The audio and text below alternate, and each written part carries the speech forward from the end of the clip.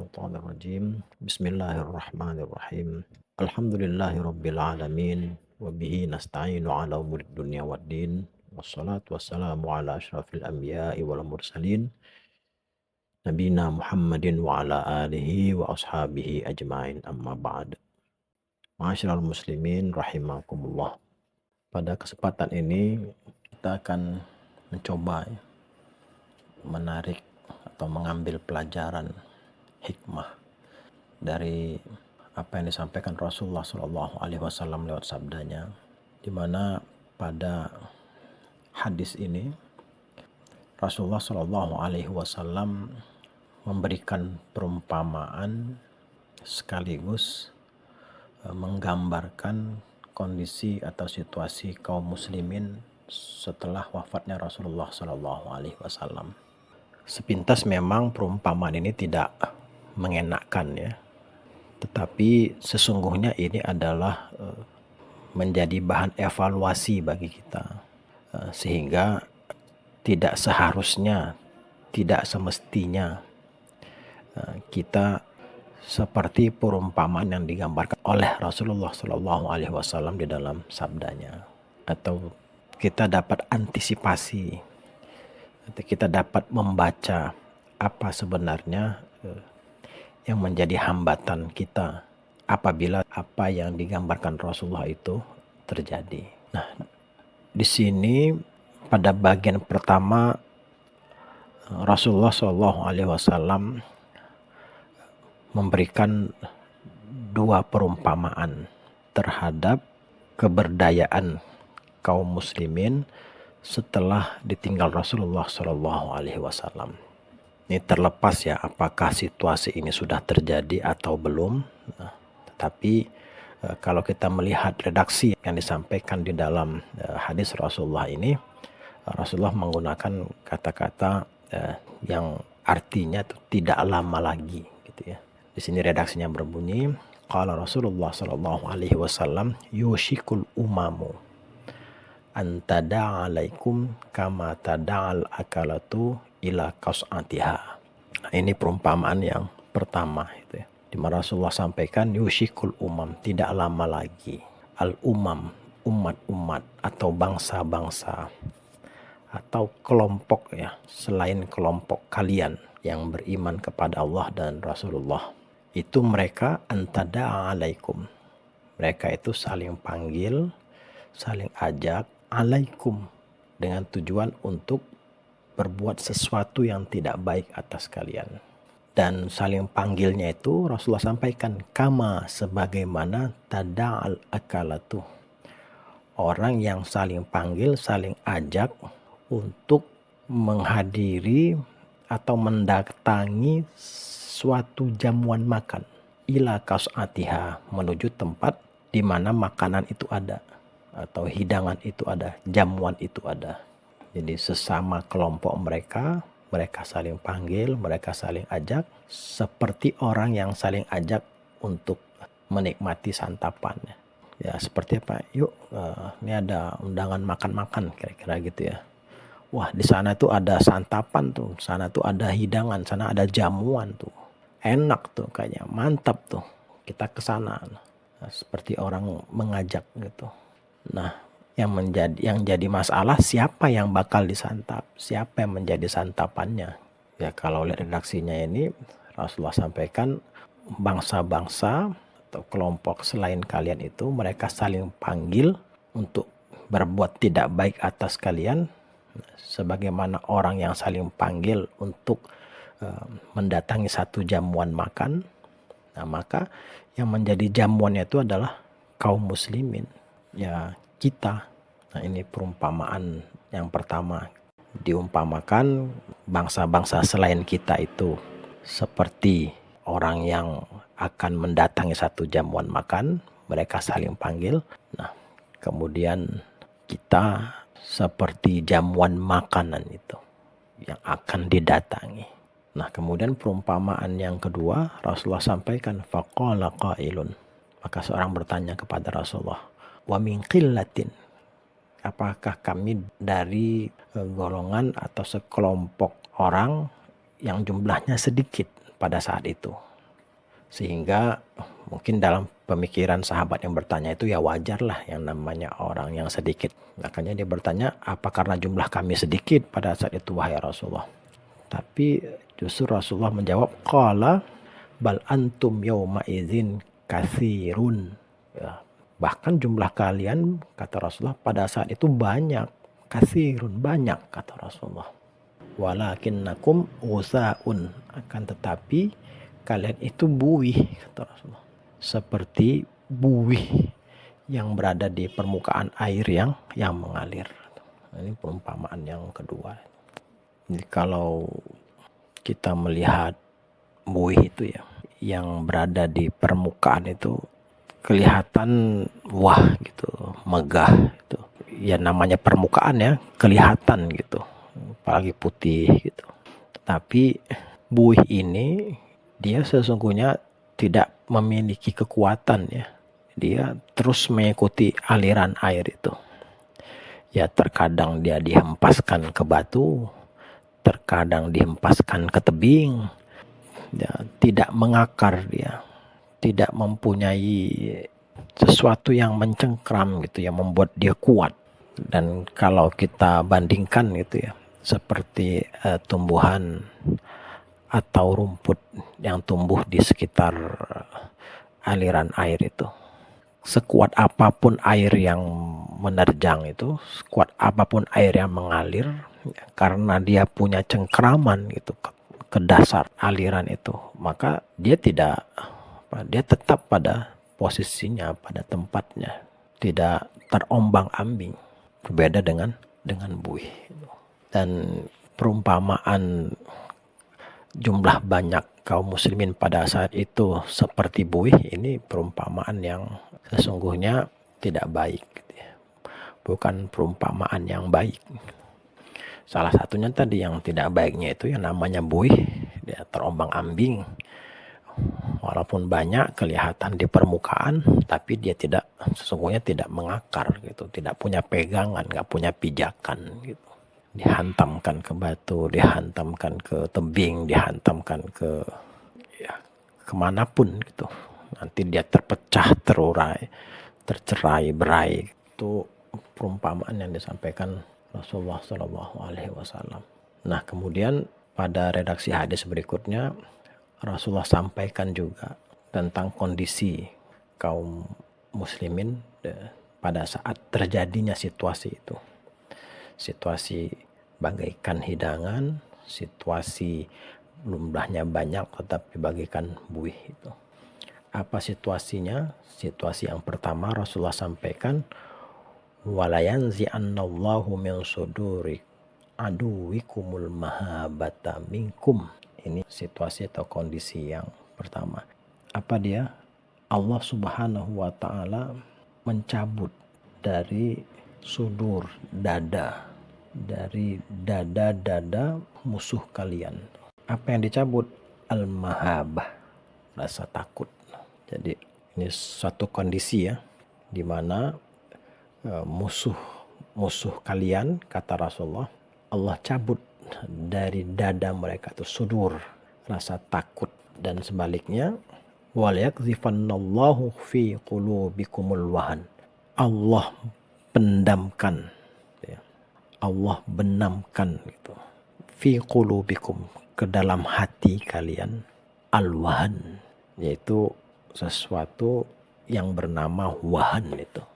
Jadi terhadap musuh kalian Allah cabut dari dada-dada mereka itu rasa takut, sementara terhadap kalian Allah benamkan di dalam hati kalian itu wahan.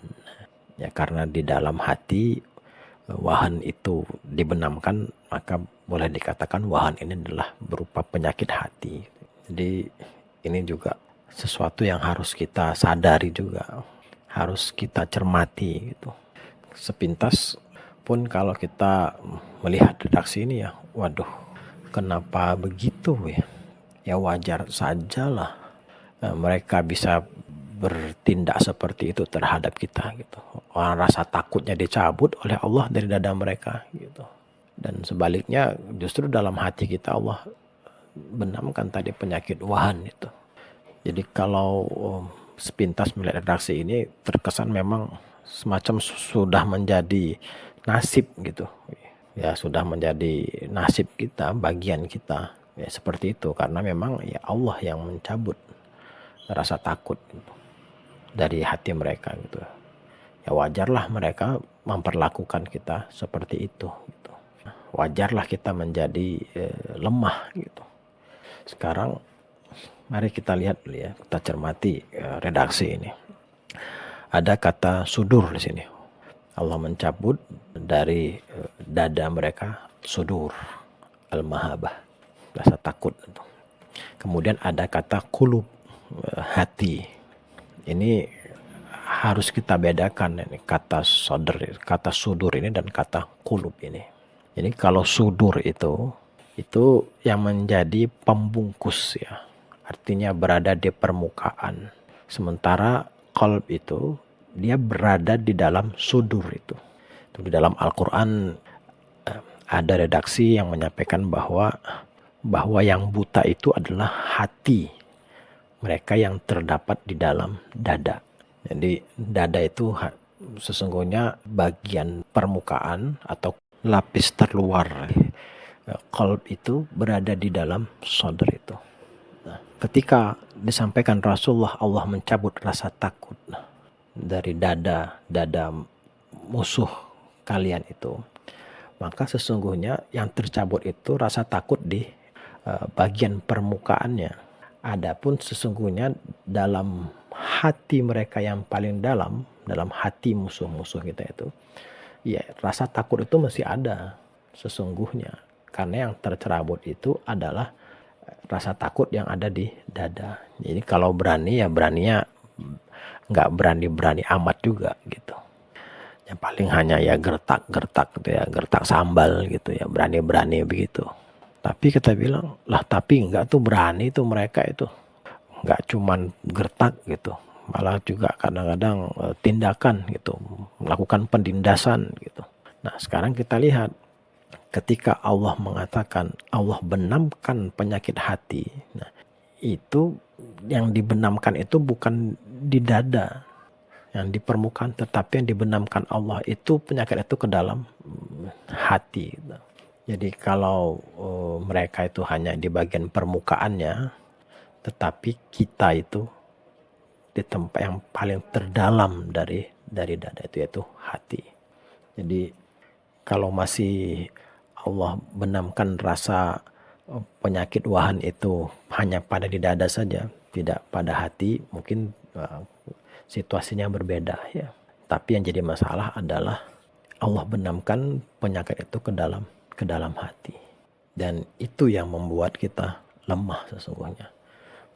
Jadi bukan musuhnya yang kuat, bukan rasa takut dari dada musuhnya itu yang membuat mereka menjadi berani, tapi sesungguhnya yang menjadi masalah apa? Hati kita yang lemah. Gitu. Dan hati itu ya bagian yang paling dalam. Sebagaimana Rasulullah SAW sampaikan dalam sabdanya bahwa di dalam diri manusia itu terdapat segumpal daging ya. Ala inna fil jasadi mudghah. Kalau segumpal daging itu dia baik, iza salahat saluha jasadu kulluh, maka baiklah seluruh tubuhnya itu, apa yang ada dalam tubuh. Tetapi kalau segumpal daging itu rusak, maka rusaklah seluruh tubuhnya itu. Apa yang dimaksud dengan mudghah itu atau segumpal daging dalam hadis Nabi, yaitu hati. Kalau hatinya baik, baiklah pola pikirnya baik, niatnya baik, perilakunya baik, itu berdampak semua itu. Tetapi kalau buruk ya berdampak juga seluruh tubuhnya itu, cara berpikirnya, mindsetnya, niatnya, perilaku semuanya. Dan kalau hati itu diisi tadi dengan wahan itu, hubbud dunya, mencintai dunia dan membenci kematian, ya bisa kita bayangkan kan. Maka ya wajar saja mungkin saja situasi atau kondisi lemah yang dihadapi kaum muslimin itu, manakala hatinya itu memang sudah diisi dengan dijangkiti atau terinfeksi penyakit wahan itu. Karena hati adalah bagian yang paling penting, yang paling terdalam itu, mempengaruhi seluruh aspek yang ada dalam diri kita itu, mulai dari pola pikir, nafsu yang nanti akan berdampak kepada perilaku. Nah, itu semua dari hati. Dan sesungguhnya ini kalau hati kita itu tadi dibersihkan, artinya penyakit itu justru kita jauh lebih berani dari mereka. Walaupun disampaikan dalam redaksi hadis ini, dicabut dari dada mereka itu rasa takut. Nah, tapi kan baru dadanya, baru di permukaannya saja. Tapi sesungguhnya hati mereka yang paling dalam itu masih ada rasa takut itu. Tapi kita, nah justru di dalam hati kita ini wahan ini, penyakit yang melemahkan. Jadi bisa kita tangkap ya situasi dan kondisi ini. Jadi kita kembali lagi, kalau kita melihat kepada hadis ini, maka yang membuat kita itu bagaikan hidangan, yang membuat kita itu seperti buih di permukaan air yang mengalir, itu bukan karena dicabutnya rasa takut dari dada musuh kita, tapi lebih kepada apa? Karena penyakit wahan yang terdapat di dalam hati kita, di dalam satu organ, satu tempat yang paling inti di dalam diri kita gitu. Ya, itu sudah tercemari ya. Dan itu yang membuat kita lemah gitu. Itu yang membuat kita seperti buih itu. Kalau seandainya hati kita itu tidak terisi penyakit wahan ini, melainkan yang terisi di dalamnya itu adalah iman yang mantap, iman yang teguh gitu. Karena kan hati itu harusnya ya diisi dengan iman itu. Maka perumpamaan seperti buih itu tidak akan terjadi. Tapi yang justru yang perumpamaan kita itu ya seperti rumput yang ada di tumbuhan yang berada di aliran air itu. Sederas apapun air mengalir, dia tidak akan goyah. Kenapa? Karena dia mengakar. Gitu. Dan iman itu mantap dia ke dalam. Gitu. Hatinya itu benar-benar diisi oleh iman. Ya, bukan justru sebaliknya diisi oleh wahan itu. Jadi saling terkait ya. Maka kalau kita mau membalikkan situasi ini, artinya informasi yang disampaikan Rasulullah ini benar-benar menjadi informasi yang harus kita antisipasi. Nah, maka yang harus kita lakukan adalah apa? Kulub kita, hati kita itu harus kita bersihkan. Wahan itu harus kita buang dari hati kita. Dan kita ganti isinya dengan iman yang mantap kepada Allah, pada Rasulullah, pada hari akhir, dan seterusnya. Nah, kemudian apa sesungguhnya penyakit wahan ini gitu, sampai segitunya gitu. Maka salah seorang sahabat bertanya, faqala qailun. Nah, ini sangkingkan apa penasarannya ya, sangkingkan para sahabat tuh pengen tahu apa wahan ini kok bisa begitu gitu. Nah, maka mereka langsung bertanya kepada Rasulullah. Faqala qailun, seorang bertanya, "Ya Rasulullah, ma mal wahan? Apa sih wahan itu?" gitu. Kok sampai sedemikian tuh dahsyatnya dampaknya gitu ya. Daya rusaknya demikian kuat gitu. Qala, Rasulullah menjawab, hubbud dunya wa karahiyatul maut. Rasulullah menjawab, ya wahan itu adalah hubbud dunya, mencintai dunia, wa karahiyatul maut, dan membenci kematian. Ini dia sepaket ya. Jadi wahan itu bukan hanya hubbud dunya ya, tapi hubbud dunya wa karahiyatul maut. Jadi kalau ibarat penyakit, ini virusnya dua deh. Virus mencintai dunia dan membenci kematian. Gitu. Dia sepaket, baru disebut dengan wahan. Karena ada juga orang yang hubbud dunia, dia mencintai dunia, tapi dalam rangka persiapan untuk kehidupan setelah kehidupan dunia. Jadi mencintai dunia itu untuk dia menanam segala kebaikan. Nah, kemudian nanti dengan harapan dia dapat memanennya ketika dia sampai pada kehidupan setelah kehidupan dunia, yaitu akhirat. Itu beda. Dan ini harus kita mampu melihatnya atau memaknainya dengan satu pemaknaan yang tepat ya. Tidak justru kontraproduktif gitu. Sehingga hubud dunia itu selalu diidentikan dengan orang yang bekerja profesional, bekerja keras, bekerja sungguh-sungguh, mencintai pekerjaannya gitu. Kemudian orang yang produktif, dan sebaliknya orang yang tidak hubud dunia itu selalu diidentikan orang yang kerap melakukan ritual-ritual gitu. Hanya ya dalam tanda kutip selalu berada di atas sajadah gitu ya. Jadi tidak produktif gitu. Jadi dia sibuk hanya melakukan ritual saja. Sehingga dan orang yang seperti itu yang disebut dengan orang yang tidak hubud dunia. Nah ini kan pemaknaian kontraproduktif ya. Bagaimanapun harta, tahta ketika berada di tangan seseorang yang soleh gitu. Dalam arti dia mengimani bahwa ada kehidupan setelah kehidupan akhirat, sehingga dia melakukan segala perbuatannya di dunia ini dengan pertimbangan akan dipertanggungjawabkan di hari akhirat, maka itu akan lebih baik ketimbang harta tahta itu berada di tangan orang yang semata-mata mencintai dunia untuk dunia.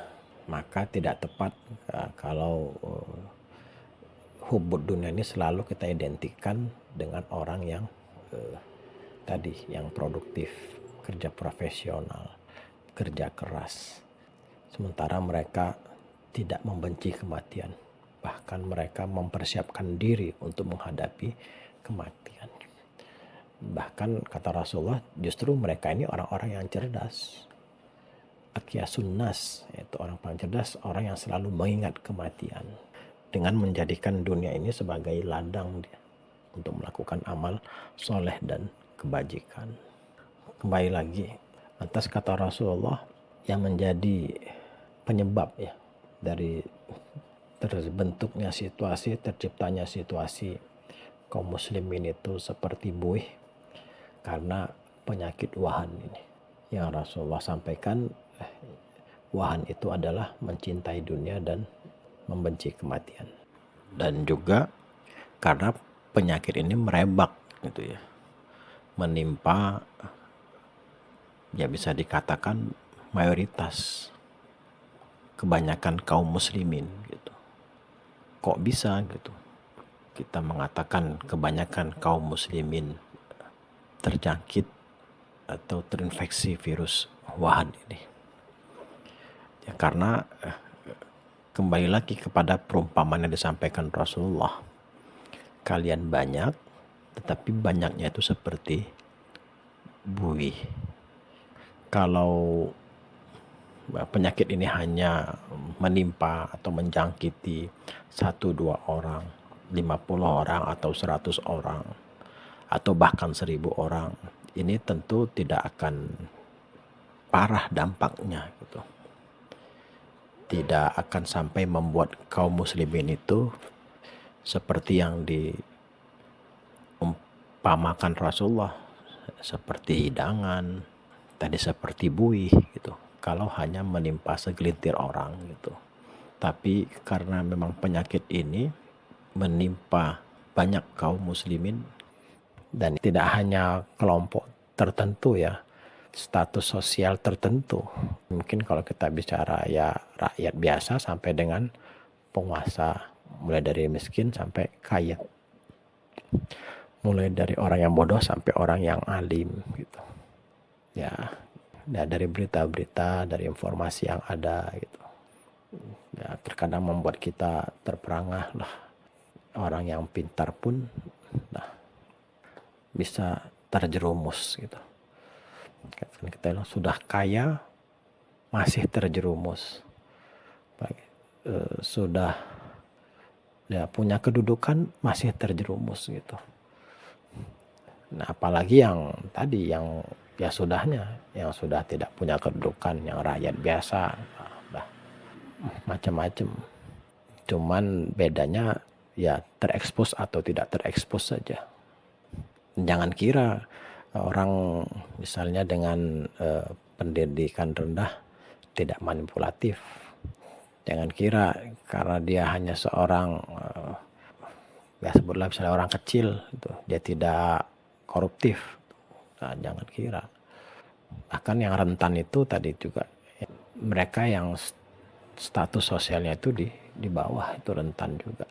Jadi penyakit wahan ini kalau hanya menimpa 1 atau 1.000 atau 1.000.000 orang, mungkin dari kaum muslimin ya mungkin dampaknya tidak sedemikian rupa gitu. Tidak sampai Rasulullah umpamakan kita itu seperti buih gitu, tidak.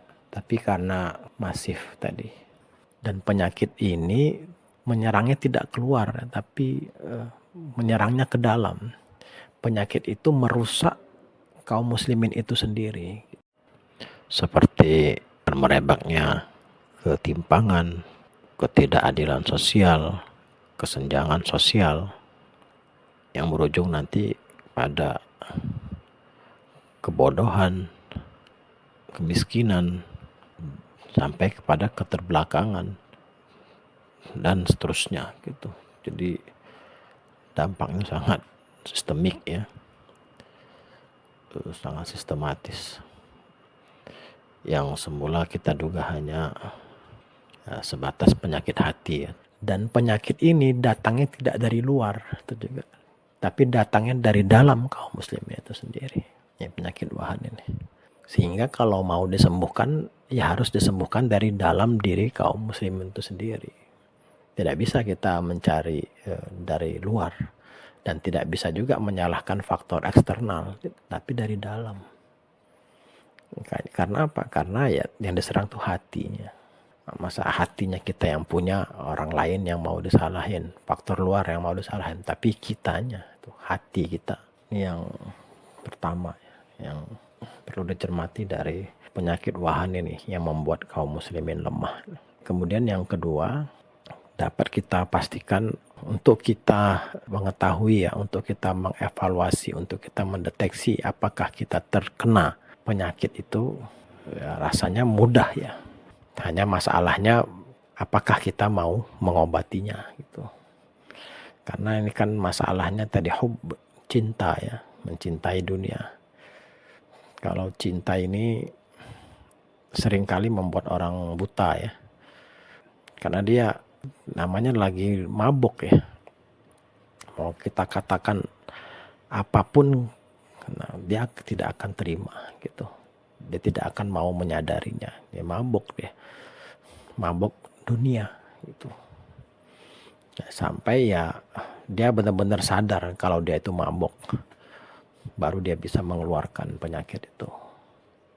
Orang yang terkena penyakit atau terinfeksi penyakit wahan ini sudah pasti pertama itu segala penyakit hati itu ada pada dirinya.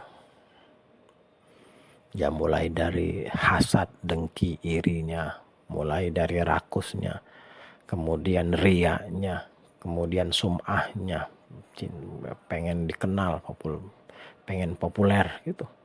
Kemudian sombongnya, itu penyakit-penyakit hati itu terhadap orang yang terkena penyakit wahan ini ada pada dia. Kemudian ditambah lagi dari penyakit-penyakit itu muncullah perilaku tadi.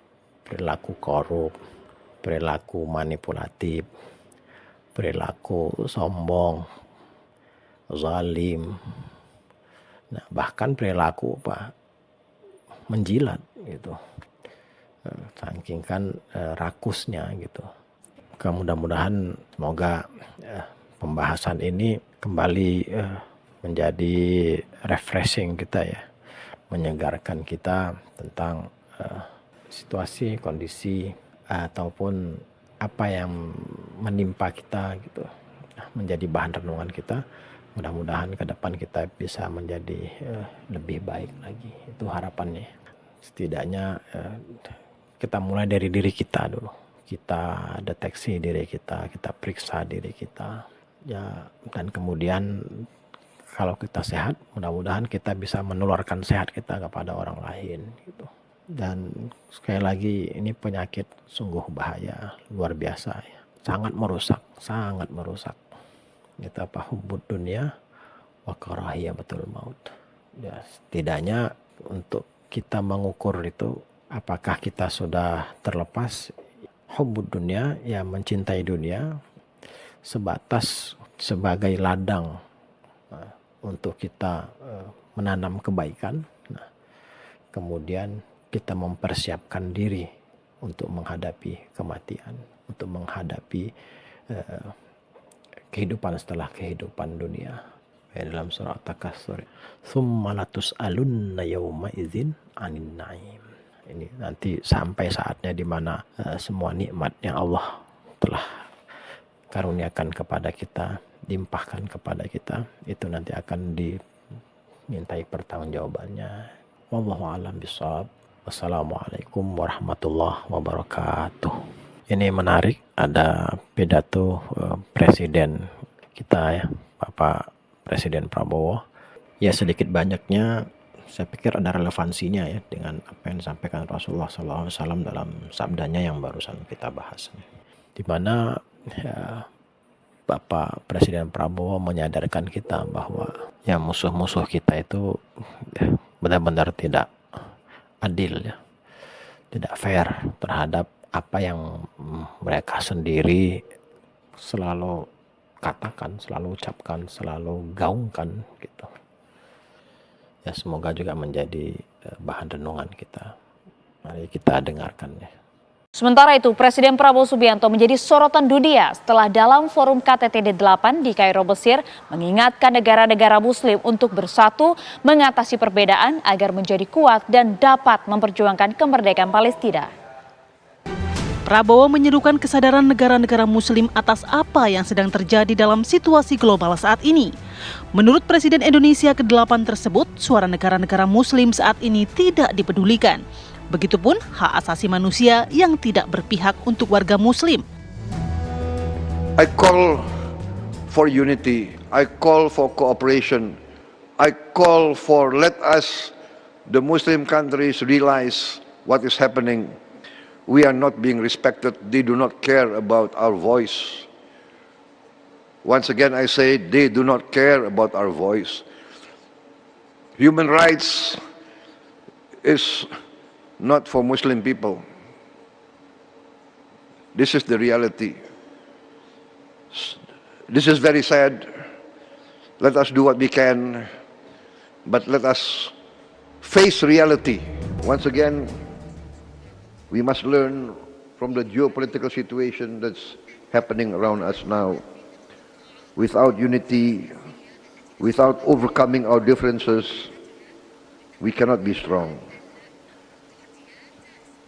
We say that we support Palestine, but if we are weak, how can we support Palestine? For that, D8 must be united. We must work together to be united. We must leave behind our differences.